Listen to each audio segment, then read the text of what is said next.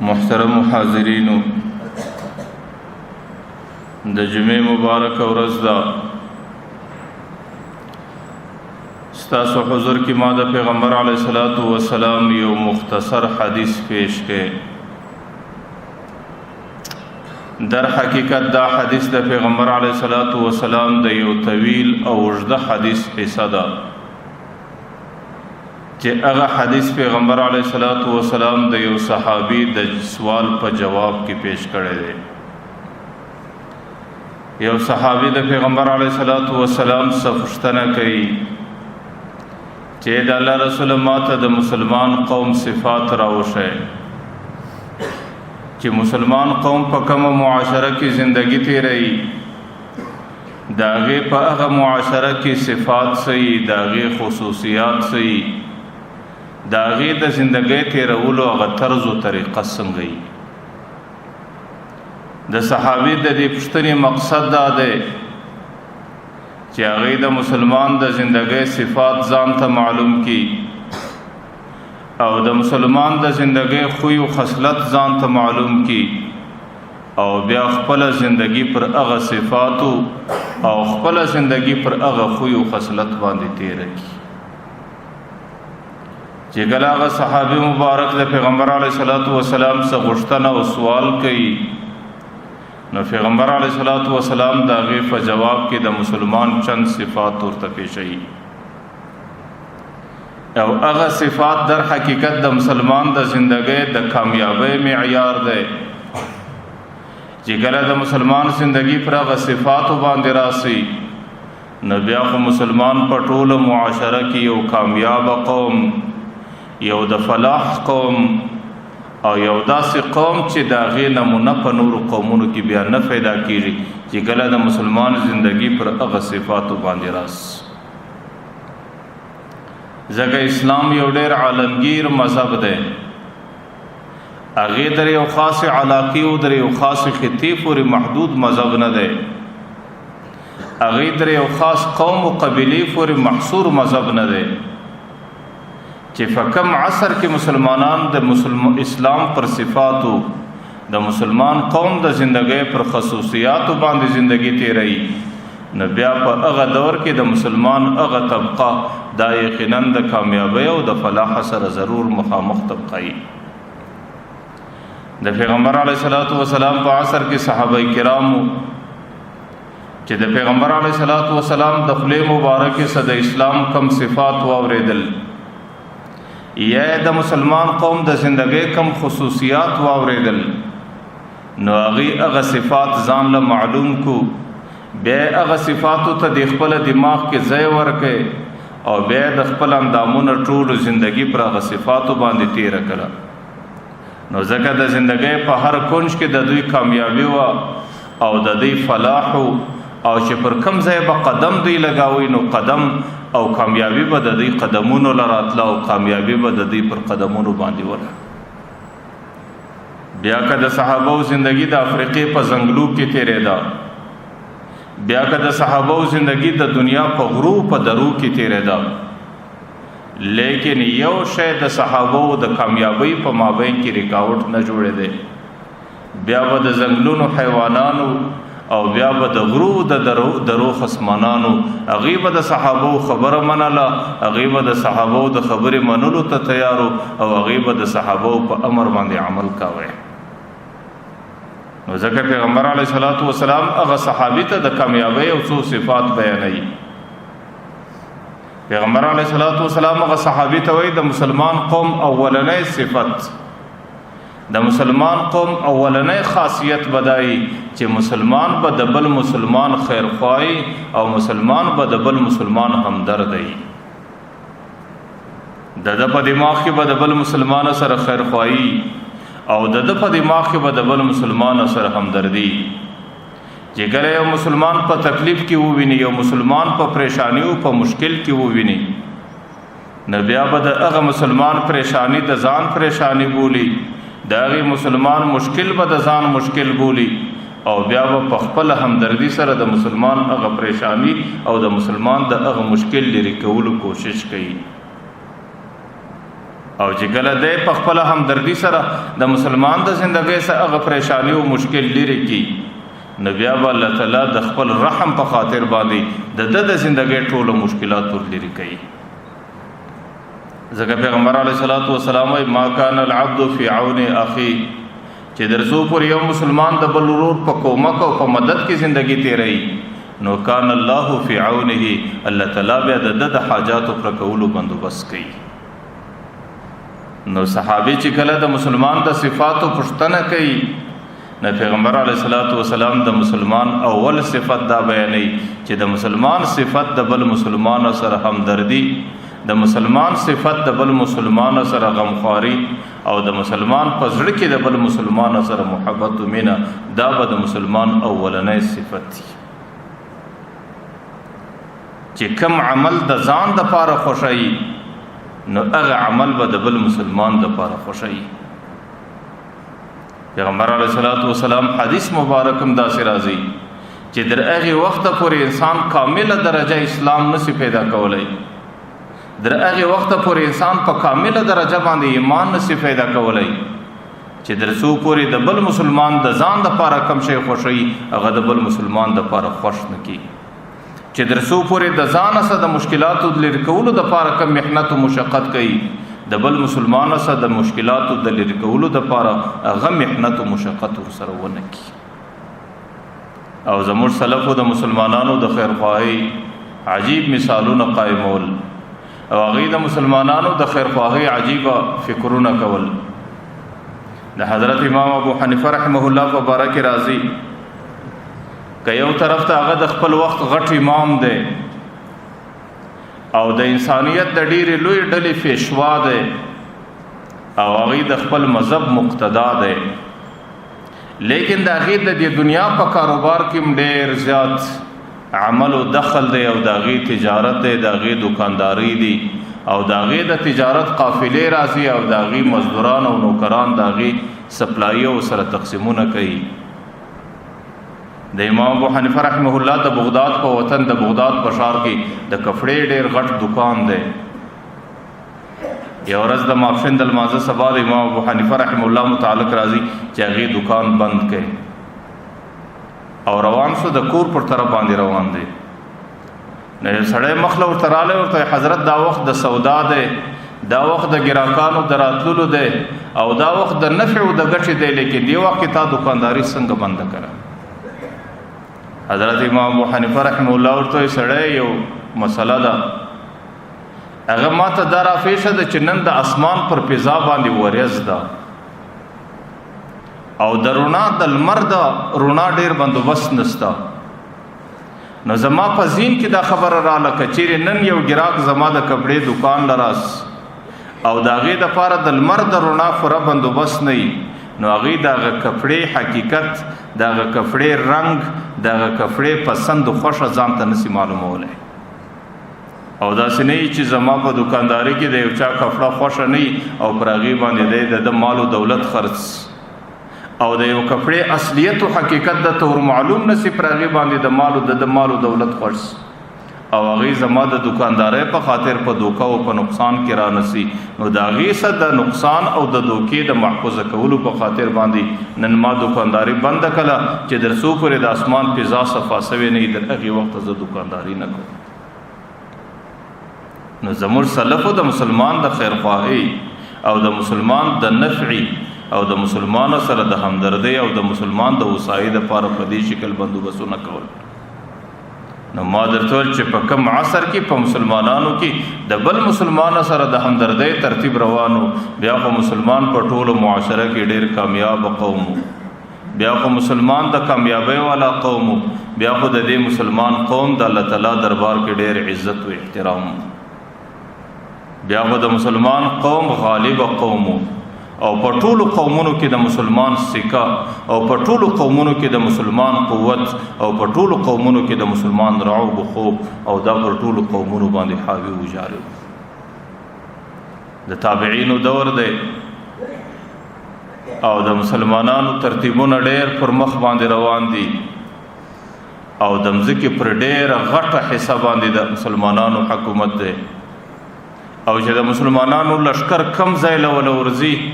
نو ما درته ویل هلته کامیابي د دې پښو له ځان را رسوي. بیا د دنیا یو قوم د دې مخ ته ځان نسي ټینګولی او د دنیا پر قومونو باندې په میلیونو لرې د مسلمانانو د نامه خوف او بیره پرته ده. او بغداد د مسلمانانو دا ډېر لوی مرکز بلل کېدی. د نورو قومونو د کافرانو یو ډلې هغې د ځانه سره فکر وکړي چې دې مسلمان کې کوم صفت شته چې د هغې په خاطر باندې د مسلمان ته دومره غلبه ده او د مسلمان دومره پر نورو قومونو باندې روب دی او دا نور قومونه د مسلمانانو څخه دومره په خوف او په بیره کې دي، نه معلوم چې په دې مسلمانانو کې کوم خوی دی او په مسلمانانو کې کوم صفت دی او د دې مسلمانانو زندگی په کومو صفاتو کې تیری شي. نو هغې د خپل طرفه یو ډېر عاقل انسان او یو ډېر دانا او هوښیار انسان هغې انتخاب یې د دې دپاره وکړی چې ته ورسه د بغداد په کلو کوڅو کې وګرځه، د بغداد په ښار او په محلو کې وګرځه او د مسلمانانو هغه د کامیابۍ راز ځان ته معلوم کړه چې مسلمان قوم په کومه وجه باندې دومره کامیاب قوم دی. چې کله هغه د دوی د طرفه هغه دانا او عاقل انسان رالی نو د بغداد په بازارو کې ګرځي، د هغې په کوڅو کې ګرځي، د هغې په لارو په محلو کې ګرځي په دې خاطر چې د مسلمان زندگی د نږدې څه وویني او د مسلمان د کامیابۍ راز و ځان ته معلوم کړي. چې کله د لږ ګرځلاو څخه وروسته د هغې د خوراک ضرورت دی نو هغې د خوراک کولو دپاره یو مطعم ته رالی، یو د نفقي او د ګولې ځای ته رالی، لکه زموږ او ستاسو په اصطلاح باندې یو هوټل ته رالی، هلته ډوډۍ خوري. چې کله د ډوډۍ د خوراک دپاره کښېناستی نو څنګ ته یو بل مسلمان هم نفقه خوري نو هغه مسلمان په ډېر حیرت باندې بار بار درته ګوري، بار بار درته ګوري. د ده دا عقیده سو چې چونکې زه ناولده یم، زما حلیه او ګېڼه، زما جامه او لباس د دې قومه څخه ډېر ناولده او ناشنا دي، نو په دې خاطر باندې دا سړی ما ته ډېر ګوري. چې کله د ډوډۍ خوړلو ترتیب ختم نو دی ورځي هغه د ډوډۍ مالک ته خپله اجرت او خپله پیسه وله ورکوي او هغه د ډوډۍ عوض وله ورکوي. نو هغه ورته وایي چې سړی ستا د پیسې او ستا د ډوډۍ عوض ډېر وختي له اداس. دی ورته وایي چې څنګه اداس؟ ورته وایي چې کوم مسلمان ستا او څنګ ته نفقه خوړله هغې تا ته ډېر کتل، د هغې دا ګمان سو چې دا سړی نوی راوارد سوی دی او نوی دی قوم له راغلی دی او دا ناولد او ناشنا سړی دی، نو په دې خاطر د هغې زړه دا وغوښته چې دا د ټولو څه اولنی زما میلمس. نو هغې ستا د میلمستیا ترتیب په دې شکل وسنجاوی چې هغې ستا د خوړک کولو څه مخکې ستا د پیسو هغه اجرت او ستا د پیسو مقدار دا ما ته را ادا کړي او په دې خاطر باندې تا ته ذکر نه وکړي د دې چې هغې د خپل عمل ستا د ښو الفاظو د شکریې ادا کولو پر ځای د خپل رب څخه غواړي. نو ځکه تا ته د دې ذکر نه وکړی چې کله هغې د دې لارې د دې ترتیبه ساتلی او د دې هوټلو د خوراک د ځایه ساتلی نو هغې ستا وختي لا پیسې ادا کړي دي، نو ځکه ستا د پیسو ادا کولو نور ضرورت نشته. هغه سړی ډېر حیران سو چې دا څومره مهمان نوازه قوم دی او د دې هغه میلمستیا څومره په احتیاط کې دا او د دې هغه عمل څومره د خپل رب او د رضا دپاره دی چې هغې د دې میلمستیا د ادا کولو په وخت کې د دې ذکر لا ماته نه ورکړي. د هغې څه وروسته بیا رالی د بغداد په یو دکان کې د یو شي ضرورت یې هغه رانس چې کله د ګراک په شکل دکاندار ته ودرېدی نو دکاندار ته وایي چې زما د فلان شي ضرورت دی، دا ستا سره ستا د دې څومره قیمت؟ نو هغه ورته وایي دا شی بلکل زما سره ستا او د دې دومره قیمت دی. نو دی د هغه دکاندار سره د دې شي د رانیولو کوشش کوي. چې کله د رانیولو کوشش کوي نو هغه دکاندار ته د عوض د پیسو پیښوي نو هغې یو ځل هغه شی ورله راواخستی ورصفا یې کوي، په لاس یې ورکوي، لیکن دوباره یې برته یو خواص ورته وکوي، ورته حضرت که زما یو خبره ومنې هغه دا چې دغه شی زما د دې مخکې ملګري دکاندار سره هم پروت دی او هغې تا ته په دغه عوض درکوي، زما بچی کې ته د هغه سره رانسې دا به ډېره د اسانۍ خبره وي. هغه سړی حیران سو چې د دکاندار خو دا عادت نه وي. ځکه هغه کوشش دا کوي چې خپل ګراک د خپل ځان سره لري نه کی، هغه کوشش دا کوي چې پر ګراک باندې خپل شی په خپل باندې خرڅ کړي. لیکن دلته دکاندار عجیب ادا کوي چې شی هم ور سره ستا او په دغه قیمت باندې د بل دکاندار سره ستا، او د ماته دا امر جا د ماته دا وینا کوي چې تور سره د هغه دکاندار سره واخه، او د خپل شی متعلق ماته دا وایي چې ستا به مهرباني کې ته د هغه دکاندار سره واخه. د چې ګلوراله دغه دکاندار سره هغه شی په قیمت را واخست. چونکه د مسلمانانو د ژوندۍ د معلوموالي د پاره غسړې راغلي دي، نو دوباره اول دکاندار لراله او ته سړې ستا په دې دکانداریو په دې ترتیب زما سر نه خلاص. عام طور په معاشره کې خو عادت داسي چې کله یو دکاندار ته ګراک راسي نو هغه نه رخصتای، او کم شی چې ستا سره موجود دی تازه رخصت کم، او داغه متعلق دی پلان دکاندار ته وشو او زوار لم داغه سمرانی وی دي کی څه حکمت. نو دکاندار وته چې سړی موږ مسلمانان یو، او زموږ د پاره پیغمبر علیه الصلاۃ والسلام د مسلمان قوم یو صفت بیان کړی دی. هغه صفت په موږ کې اولنې دا دی چې یو مسلمان به د بل مسلمان خیرخواهي او یو مسلمان به د بل مسلمان همدرد وي. ورته سړی نن د سهار سماله یو ګراکو دواره غلی دي، زما سره سودا سوي ده، په هغې باندې زما د بچانو نفقه برابره ده. لیکن زما د مسلمان ورور ته چې زه ګورم هغې ټوله ورځ کې دوکاندار ګراک نه دی لیدلی،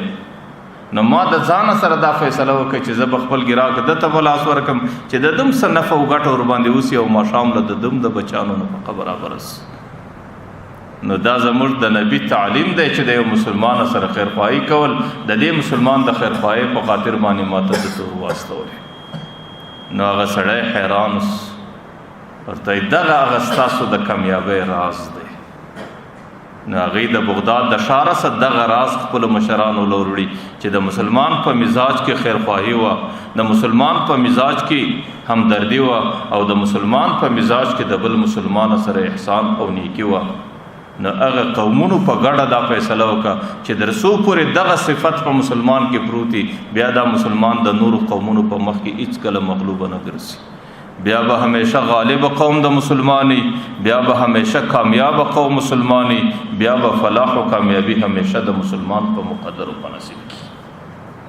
ځکه چې کله پیغمبر علیه الصلاۃ والسلام څخه صحابي د مسلمانۍ د صفت د مسلمان قوم د صفاتو پوښتنه کوي، پیغمبر علیه الصلاۃ والسلام د هغې اولنۍ صفت دا ورته بیانوي چې د مسلمان یو صفت دا دی چې د بل مسلمان سره همدرده، د بل مسلمان سره خیرخواه. ځکه مسلمان په دین عمل کوي، او پیغمبر علیه السلام وایي الدین النصیحه، دین د مسلمان سره خیرخواهي ده، او د مسلمان سره همدردي ده، د مسلمان سره شفقت ده. نو صرف د مسلمان سره همدردی کول دا د مسلمانۍ ادنا صفت ده، لیکن د مسلمانۍ اعلی صفت چې کله د یو چا سره همدردی او غمخواري وکړي، او د هغې په عوض او په بدل کې هغه ستا سره تلخي او بد اخلاقي وکړي، لیکن د هغې پر دې تلخي او بد اخلاقي باندې سربیره بیا همدردي ورسره کول، دا د مسلمان هغه اعلی صفت ده، او دا د پیغمبر علیه الصلاۃ والسلام د دین هغه بهترین صفت دی په انسان کې. او دا ډېره درنه مسله ده، ډېره ګرانه مسله ده. زه خو د ځانه سره دا وایم چې یقینا ټوله شپه پر لمانځه باندې تېرول دا ګران عمل نه دی، دا اسانه عمل دی. او د ګرمۍ په ورځو کې روژې نیول دا دروند عمل نه دی، دا اسانه عمل دی. او د حج وژدو د مشقته ډک سفرونه کول دا دومره درانه نه دي. لیکن چې کله ته د یو سړي سره قریب دی، د تربور په شکل دی، په هر شکل چې دی، د هغې د همدردۍ دپاره ته یو خبره وکړې، د هغې د غمخوارۍ دپاره ته یو خبره وکړې، لیکن هغه تا ته په ډېره بد اخلاقي باندې جواب درکړي،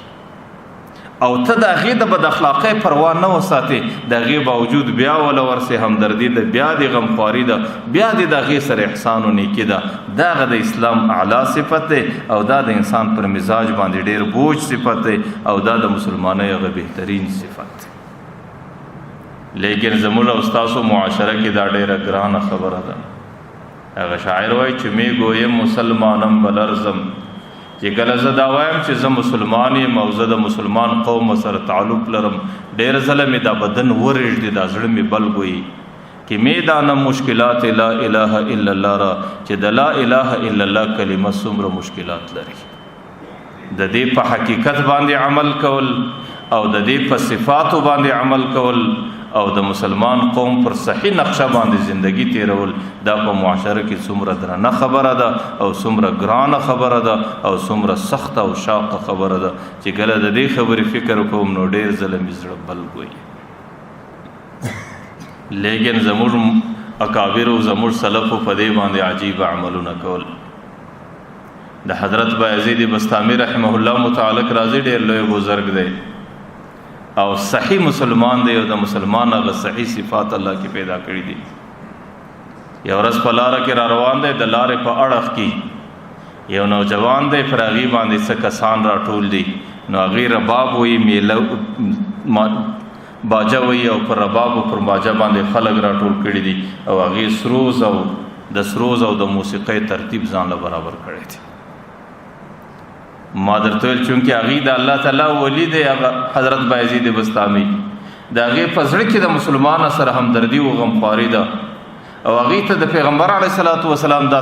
تعلیمات دي چې یو مسلمان به د بل مسلمان سره همدردي او غمخواري کوي. نو بره رالی د دې خلکو په مخ کې هغه نوجوان ته ودرېدی، ورته یې بچی ستا خو ټوله زندګي په دې باجه او سروز کې تېرېږي او موږ ته د پیغمبر علیه صلات وسلام دا حدیث را نقل رسېدلی دی چې الغنا ينبت النفاق فی القلب،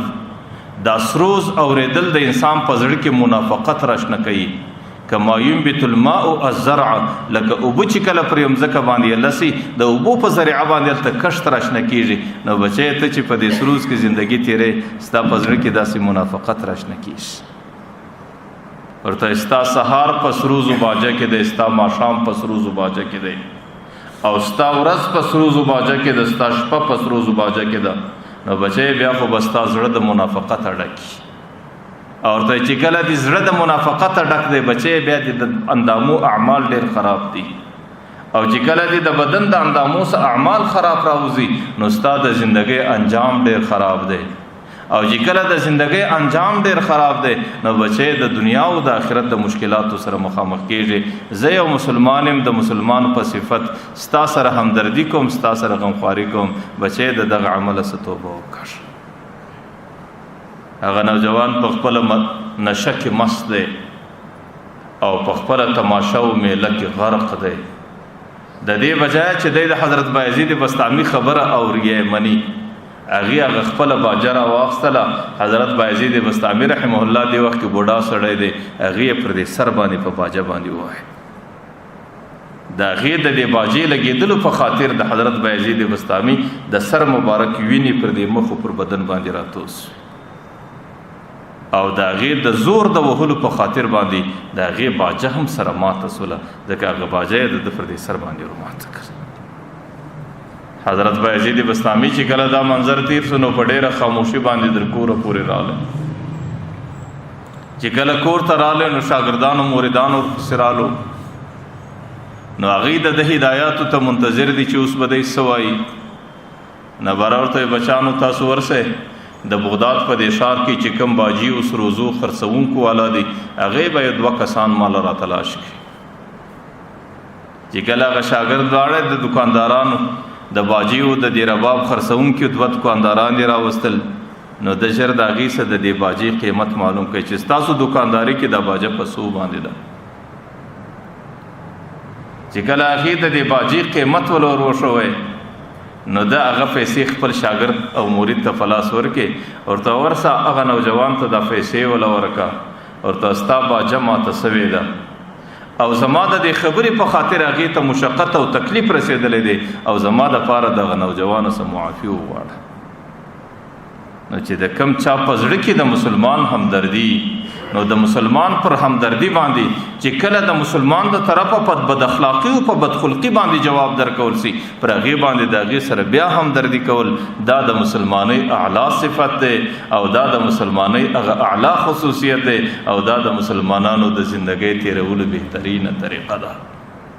نزدک حضرت بایزید بستامی رحمه الله د مسلمانۍ په دغه شعار او په دغه طرز باندې عمل کوي. نزدک پیغمبر علیه الصلاۃ والسلام هغه صحابي ته وی چې سړی د مسلمان صفت دا ده چې د مسلمان سره به همدردی کوي. دا د مسلمان ادنا صفت ده. اعلی صفت دا ده چې کله دغه مسلمان د طرفه بد اخلاقی وسوله دی به دغه د بد اخلاقی جواب پر شو اخلاق باندې ورکي او دغه پر بد اخلاقی سربېره به هم دغه سره همدردی کوي. نو چونکه هغه نوجوان ته دا خبره کول چې د سروز اوریدلو په خاطر باندې ستا په زړه کې منافقت راشنه کیږي دا د مسلمان سره همدردی او غمخواري و. لیکن دغه جواب هغه مسلمان په دومره بد اخلاقی باندې لیکن د حضرت بایزید بستامی رحمه الله د طرفه دغه پر بد اخلاقی باندې دغه سره نور همدردی کول دغه سره نور شفقت کول دا د مسلمان بهترین صفت ده. ځکه په معاشره کې د پیغمبر علیه الصلاۃ والسلام حدیث مبارک چې کله سروز اوریدل ډیر سينو د انسانانو زړه کې منافقت دي ته نه ویل کېږي چې زدي سړی ته یو خبره کوم دي ته بل خبره زمرم دام د منافقت یو شعبه ده. لیکن د منافقت لوی شعبه ده چې زما په زړه کې په خله باندې یو سوایم په اندامو باندې بل عمل کوم. زه خدا وایم چې زموږ ټوله معاشره نن په دې ناسور باندې اخته ده. زما خله کې دا دي چې زه مسلمان یم لیکن زندگی چې مو ګوره د مسلمانۍ نیمه اعمال نکوم د دې سلوی منافقت به بل چیرې بچه د فلار په د فلار په نامه باندې وای چې دا زما فلار دی نو په خله باندې دا غي د فلاروالی اقرار کوي لیکن په اندامو په زندگی او په اعمالو کې هغه عمل نکي چې کوم عمل خلق د فلار سره کوي یا د فلار د شان سره مناسبي د فلار هغه رقم فرمانبرداري نکي چې کوم فرمانبرداري د فلاروالی سره مناسبي او د فلار هغه خبرې منلو ته تیار نه دی چې کوم خبره د فلار د شان سره مناسبي او اسلامی تعلیمات او فلار ته کوم حق ور کړی نه د بچی زندگی ټوله په منافقت کې تیر شو. کشر د مشر ورور سره حالانکه پیغمبر علیه الصلاۃ والسلام کو دا وایي چې د مشر ورور حق پر کشر باندې داسې دی لکه د فلار حق پر بچی باندې څومره. نو کشر ورور د مشر متعلق دا قول کوي چې دا زما مشر ورور دی لیکن بیا خو پر کشر باندې داغي قدر او احترام داسې ضروری دی لکه د فلار قدر او احترام. لیکن دی په زندگی کې په خپل اعمالو کې په خپل ژوند کې داغي هغه قدر او احترام ته تیار نه دی. نو زه دا وایم چې دا خو منافقت دی چې په خپل باندې یو څه یو باندې باندې بل څه دی.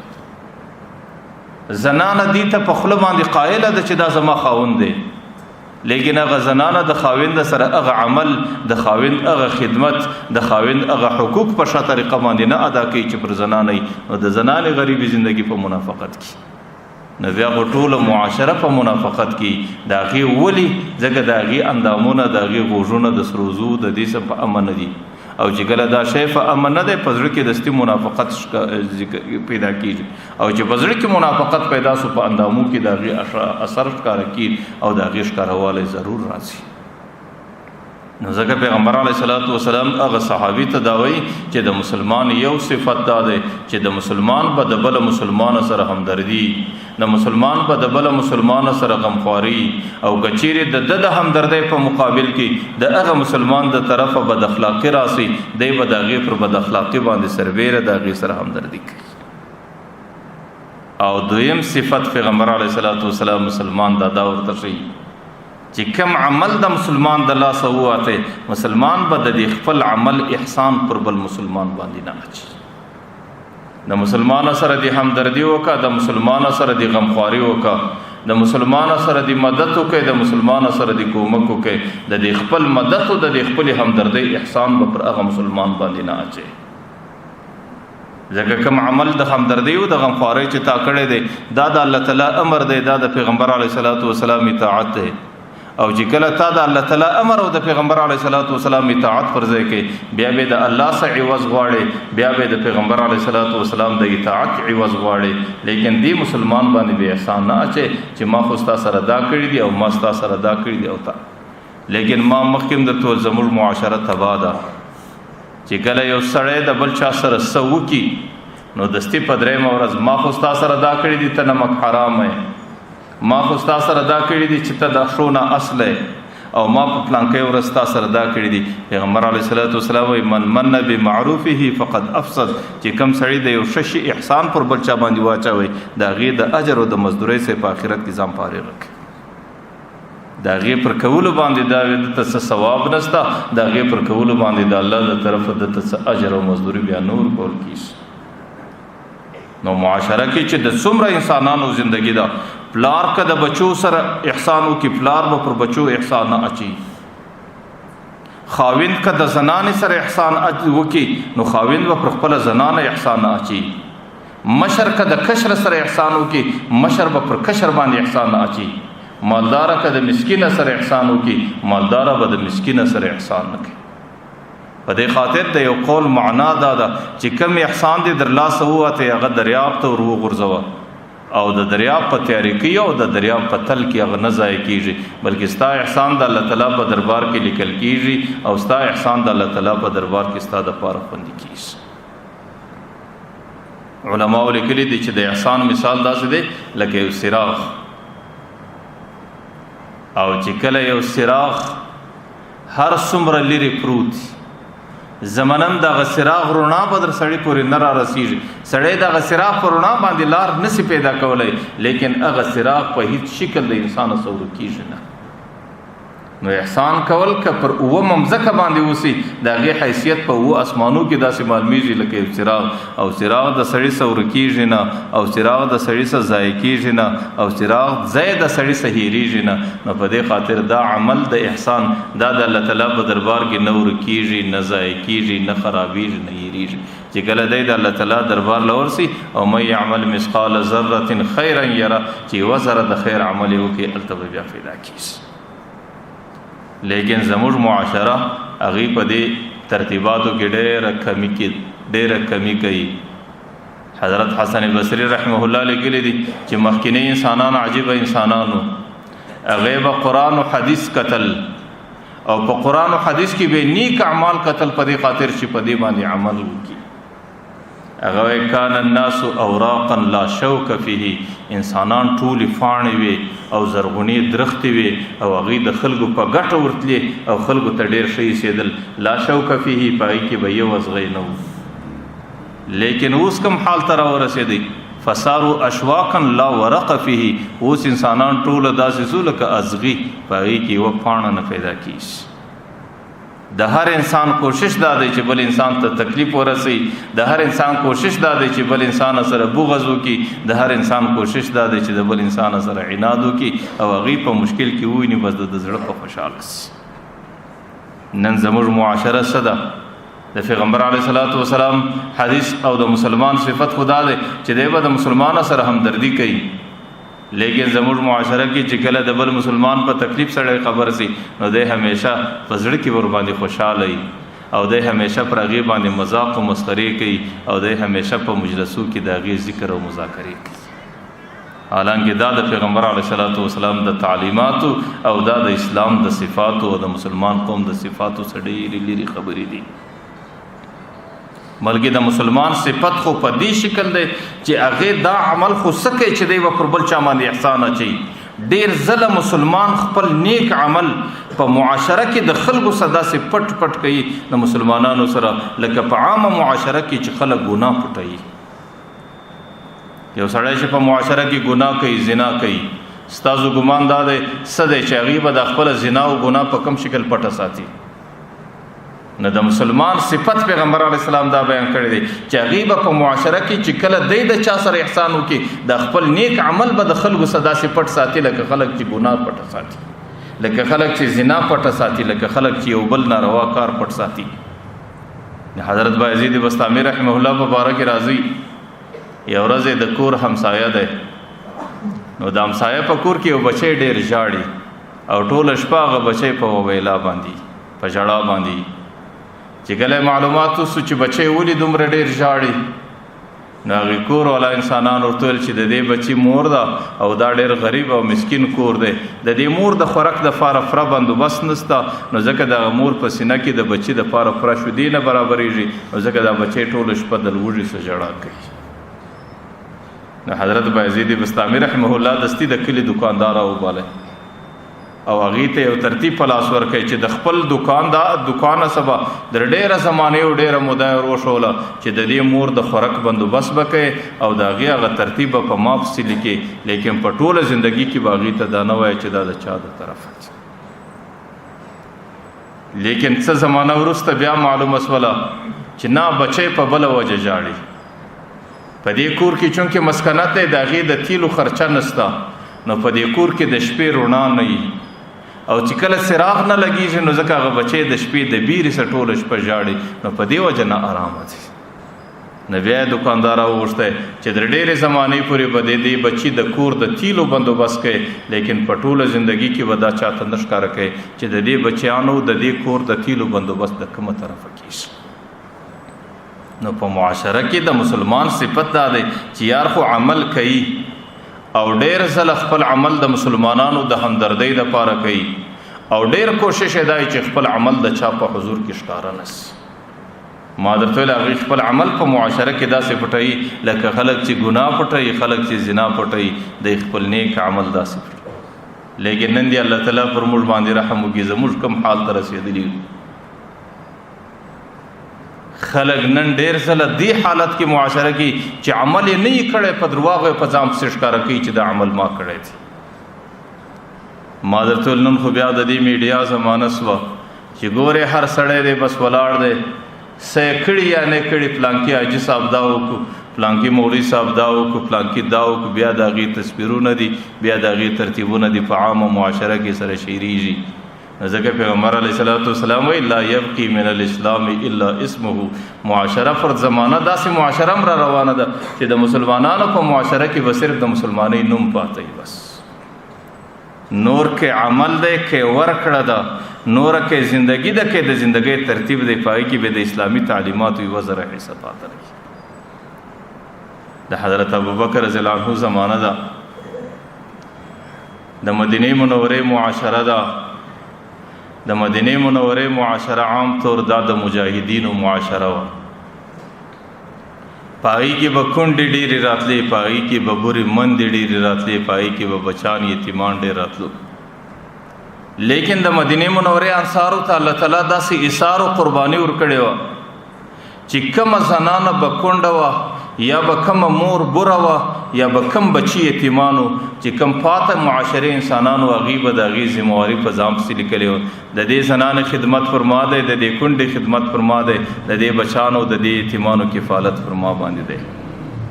د دې دپاره به باقاعده په مسجد نبوي کې غټ لیست لګېدلی و، او چې څومره ناداره مخلوق انسانان به وو د هغې د نمو سره به دستي د خادمانو نمونه لیکلي وو چې د دې د بچانو بندوبست او د دې خدمت پلان پر غاړه اخیسته دی. حضرت عمر رضی الله عنه راغلی مسجد نبوي ته، که ګورې د مسجد نبوي پر دروازه باندې غټ لیست لګېدلی دی چې دا د مدینې ناداره خلک دي او د دې ذمهواري دې خلکو پر ذمه اخیستې ده او د دې خدمت به دا خلک کوي. حضرت عمر رضی الله عنه دې لیست ته ولاړ دی، ورته ګوري د سره یې راواخیستی د هر چا سره د خپل خادم نوم لیکلی دی. لیکن د دې ټوله لیست په آخر کې یو بوره زنانه، هغې بوډۍ مور ده، د هغې نوم لیکلی دی، د هغې سره لاندې د خادم نوم نه دی لیکلی، د هغې متعلق لیکلی دی چې د دې بچی شهید دی او دا د ځان لپاره د خدمت څه بندوبست نه لري، نو د دې خدمت ته ضرورت دی. لیکن چې وی کتل د دې زنانې نوم هم په آخر کې لیکلی دی، د زنانې د نامه سر لاندې د خادم نوم هم نه دی لیکلی. حضرت عمر رضی الله عنه ژر خپل نوم ورسره ولیکئ چې د دې بوډۍ مور او د دې زنانې خدمت نور زما پر ذمه باندې دی. دویمه ورځ چې کله مسجد نبوي کې لمونځ وکړی نو د لمانځه څخه وروسته کرار روان دی، د مدینې آبادي د کډلو آبادي ده، او دې آبادۍ کې یو طرف بل طرف هغه بوډۍ زنانې ته ځان ور ورساوی. د هغې د خیمې په دروازه کې آواز ورته وکړئ، ورته مورې ته لږ فرده وکړه، زه خادم راغلی یم ستاسو خدمت کوم. د هغې خدمت یې ځان ته معلوم کړئ چې د هغې کور ته اوبه راوړل غواړي، د هغې د کور جارو کول غواړي، د هغې د کور صفایي کول غواړي، نور هغه خدمت هغه زنانه د خپل ځان هغې په خپل هم کوئ. حضرت عمر رضی الله عنه راغلی، د هغه بوډۍ دروازې ته ودرېدی، ورته یې مورې ته لږ پرده وکړه، زه ستا خادم راغلی یم، زه به خدمت وکړم. مور ورته بچي څوک خادم راغلی؟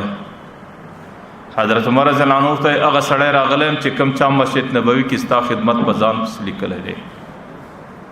هغه ورته بچي زما خادم خو ډېر وختي راغلی و، هغې زما د ټوله کور خدمت کړی دی، هغې زما کوډل جارو کړی دی، هغې زما لوښي ټول ډک کړي دي، هغې چې زما کوم د بولو د بیت الخلا بندوبست دی هغې لا ټول صفا کړی دی. بچی نور خدمت ته زما ضرورت نشته، زه خپله خدمت کولی شم. حضرت عمر رضی الله عنه ته مورې څوک راځي خدمت ته؟ هغه ورته بچی ما ته معلوم نه دی چې څوک راځي، یو څوک راځي دروازې ته درېږي، ما ته وایي چې ته پرده وکړه، زه په پرده کې کښېنم، دی زما ټوله کور صفا کړي، زما ټوله ضرورت پوره کړي، پر خپل مخ باندې ځي. حضرت عمر رضی الله عنه حیران سو چې نوم هم د چا نه دی لیکلی، لیکن څوک دی؟ دویمه ورځ چې کله سهار سپېدې راوچاودلې، د تهجد وخت دی، د لمانځه څه مخکې رالی، په کوډلو کې راتېر سو، د هغه بوډۍ زنانې دروازې ته ودرېدې. ورته یې مورې لږ پرده وکړه، خدمت له رالم. هغه ورته یې بچی څوک راغلی؟ ورته یې مورې هغه څوک یم چې خدمت دې ما پر ذمه باندې اخیستی دی. هغه ورته یې بچی زما خادم خو ډېر وختي راغلی و، هغې زما ټوله خدمت کړی دی، او زما چې کوم شي ته ضرورت دی زما ضروریات یې ټول پوره کړي دي. بچی هغه پر خپل لار باندې تللی دی، نور زما د خدمت ته ضرورت نشته. حضرت عمر رضی الله عنه ډېر په تعجب کې دی، ورته مورې خادم څوک راځي؟ هغه ورته بچی ما ته معلوم نه دی چې خادم څوک راځي. ورته مورې د دې خادم نوم څه دی؟ ورته بچی ډېره زمانه اوس زما خدمت کوي، په خدای قسم د هغې سره مې دروسه سلام و کلام و د نوم پوښتنه نه ده سوې، صرف ما ته ودرېږي. ورته مورې ته لږ خدمت پرده وکړه، زه چې کله پرده وکړم دی د کور خدمت کوي، پر خپله لار باندې ځي. حضرت عمر رضی الله عنه ډېر په تشویش کې، اوله ورځ د سهار د لمانځه وروسته رالی، دویمه ورځ د سهار د سپېدو وروسته رالی، درېیمه ورځ چې کله د ماخستن لمونځو کې بره را روان سو، د مدینې په کوډلو کې کرار رالی باره دې تیاره ته یو کوډل ته کښېناستی، او چې کله دا شپه وغوړېدله او د کوډلو کې ارامي سوه او خلک خوب له ورسېدو، او د شپې یوه حصه تیره سوه او توره تیارېکه د شپې پر دې ټولو کوډلو باندې وغوړېدله، ارامي سوه. حضرت عمر رضی الله عنه انتظار کوي او د بوډۍ کوډلې ته مخامخ ناست، که ګوري د مسجد نبوي د طرفه یو بنده را روان دی او ډېر سوکه را روان دی، او کوشش یې دا دی چې د دې کوډلو وسایو ته ځان راورسوي، او چې ګوري د هغې پښې میبلې دي، په لڅو پښو باندې را روان دی، سوکه قدم اخلي.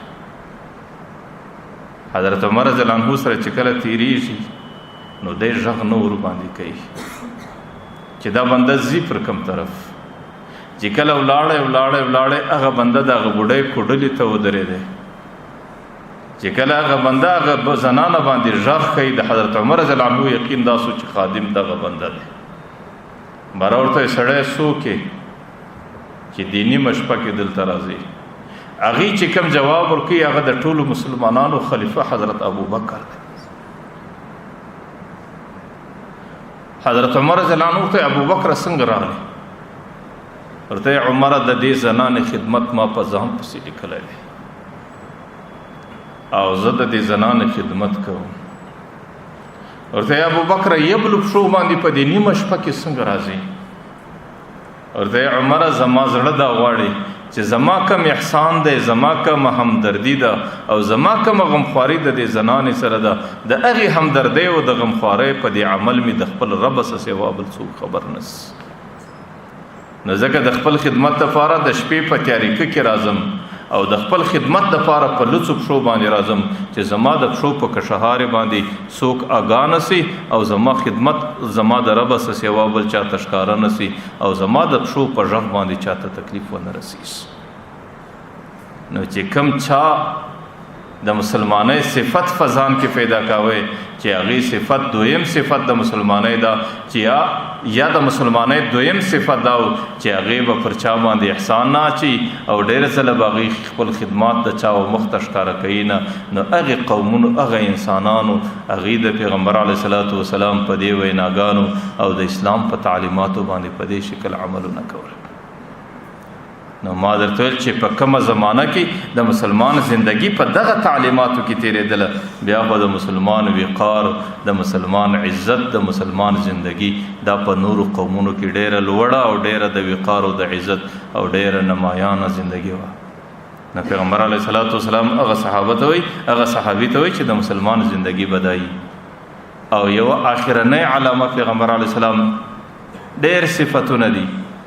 ورته یو صفت د مسلمان دا دی چې هغې به د خپل کور د ماتحت انسانانو سره ښه زندگی کوي. د خپل کور د کومو انسانانو چې د در لاس لاندې دي، د زنانې په شکل، د بچانو په شکل او د ماتحت نوکرانو او خادمانو په شکل، د دې سره به ډیره په مینه او په محبت او په شفقت باندې زندگی تیروي. دی کې اولنې د سړی د ټولو سمخ کې علماو لیکلي د چې خپل زنانه راځي چې د هغې سره به د انسان زندگی ډیره د شفقت او د همدردۍ، ځکه د زنانې سره زندگی د شفقت دا د الله تعالی امر دی. الله تعالی وایي وعاشروهن بالمعروف، د هغې سره به زندگی په ډیره ښه طریقه وي. هغې د پیغمبر علیه الصلاۃ والسلام د زندگی نمونه ده. پیغمبر علیه الصلاۃ والسلام څه وایي؟ الکریم مغلوب، چې کم سړی ته الله تعالی معاشره کې شرافت ورکړي هغې به په کور کې د زنانې د لاسه څه مغلوبه وي. هغې ته به زنانه هره خبره کولی سي، هغې ته به زنانه هره تمنا ښکاره کولی سي او د هغې پر مخ به زنانه ورګرځېدی سي. واللئیم غالب، چې کم سړي زندگی د لئیم د رضالت په شکل ده هغې به په معاشره کې پر زنانه غالبه وي. چې بیا کله په کور راننوتی بیا به د زنانې څه د بیرې سهر سوره کې چې ولې د ځای نه دی برابر، ولې د پلان نه دی برابر، ولې د پلان نه دی برابر. لیکن پیغمبر علیه السلام وایي فاحب ان اکون کریما مغلوبا، زما د ځان متعلق دا خوښه ده چې زما زندگی د شرافت سي خو مغلوبه زندگی تیره کم. ولا احب ان اکون لئیما غالبا، زما زندگی داسې نه ده خوښه چې زما زندگی د لئیم سي او زه پر د انسانانو باندې غالب سي. نو پیغمبر علیه الصلاۃ والسلام هغه صحابي ته د مسلمانۍ یو صفت دغه بیانوي. ډېر ځله الله تعالی چې ګله د انسان امتحان د زنانې په شکل باندې اخی، او ډېر ځله الله تعالی انسان باندې کله د زنانې د طرفه تکلیف کښېږدي د هغې د بد اخلاقۍ او د هغې د بدې زندګۍ، لیکن پر هغې باندې د صبر کولو په خاطر باندې الله تعالی بنده ډېرې لوړې درجې ته رسوي. حضرت مرزا مظهر جانان رحمه الله زموږ بزرګانو کې ډېر لوی بزرګ دی او د ډېرو علماو استازو. قاضي ثناء الله فانفتي رحمه الله د تفسیر مظهري مصنف دی، هغې د خپل تفسیر د په نامه مسما کړی دی. نو دته الله تعالی ډېره نازکه زندگی ورکړې او ډېر نازک مزاج. یو وخت د وخت بادشاه ورته راغلی چې ګله یې اوبه وچښلې، هغې دا ګیلاس کښېښوی بې ځایه کښېښوی. نو بادشاه چې کله ولاړېږي ورته حضرت زه به ستا د خدمت لپاره یو خادم بارا ورته بادشاه سلامت چې دا ګیلاس دې څومره بې ځایه کښېښوی، په خدای قسم د دې درد و تکلیف په ډېرو زمانو بیا زما د دماغ نه وځي، نو ستا خادم به ما وسه حال ته ورسي. لیکن الله تعالی د دې تنگ مزاجې سره، د دې نرم مزاج سره او د دې شاق او سخت مزاج سره الله تعالی داسې بد اخلاقه زنانه په نصیب ورکړه چې د سهار او د ماښام د ورځې او د شپې د دې زندگی د هغې د لاسه جهنم. یو ورځ د ځانه سره فکر کوي چې یاره شریعت کو اجازه را کړې ده چې دا زنانه به زه د ځانه لرې کم طلاق وکړم، لیکن په دې نیت چې دا د الله تعالی یو مخلوق دی، الله تعالی د دې په مزاج کې بیکاري اچولې ده. که چیرې زه دا د ځانه سره لرې کم د بل چا سره به نکاح وکړي، لیکن هغه دستي طلاقي د دې غریبې زندگی به ډېره تلخه سي. بس دا زما دپاره یو امتحان دی، زه پر دې امتحان باندې صبر کوم. یو ورځ یو ډېر لرې یو سړی د دید دپاره رالی او په دې نیت باندې رالی چې د ده سره به بیعت کړي، د ده په تعلق کې به زندګي تېروي. هغې چې کله د لرې ځایه سره رالی د ده کور یې پیدا کړي د ډېرو ستړو پوښتنو څه وروسته چې کور کې پوښتنه وکړه په ډېر ښه نامه باندې یاد کړي چې حضرت چیرې دی، نو هغه زنانه په دومره بد اخلاقي باندې راووتله چې تاسو څنګه خلک یاست، تاسو په چاپ سره روان یاست، هغه دومره بد کرداره انسان دی، داسې دی داسې دی. د ده متعلق یې ډېرې سختې جملې ورته استعمال کړي. هغه سړی په څومره شوق او مینه باندې را روانو، نو پر دې خپل ستړیا باندې ډېر وژړل چې زما څومره ستړیا او زما غر څومره محنت دا ټوله ضایع چې کله د کلي خلکو ولیدی باره ورته حضرت ته ورسه زنګلله حضرت میرزا مزار جانان رحمه الله زنګله کې بوټي کاټوي او غوزی در کوره پورې راوړي د هغې زندګي ووینه بیا به د هغې په لیدلو باندې ستا بیرته تسلي وسي دی چې کله زنګلله رالی